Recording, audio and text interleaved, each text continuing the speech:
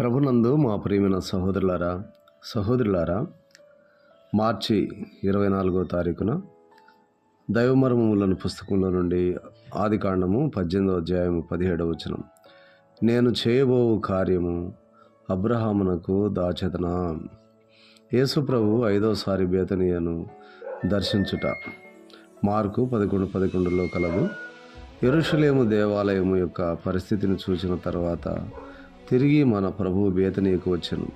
ఆ దినమున ఆయన యెరూషలేములోనున్న దేవాలయంలోను దేవుని సేవకుల మధ్య ప్రజల మధ్య ఏమేమి జరుగుతున్నది చూచి ఉండెను. ఇదే విధముగా తన ఉగ్రత వారి మీద కుమ్మరించక మునుపు ప్రభువు తన హృదయములోని దుఃఖమును బేతనీలోనున్న తన వారితో పంచుకున్నటకై అక్కడికి వచ్చాను.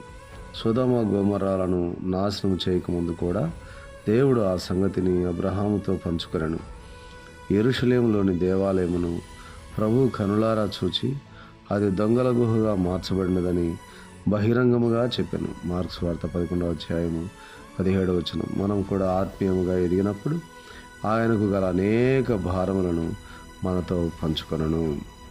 దేవుడు మనతో కూడా అట్టి భారమును పంచుకొనుగాక. ఆమెన్.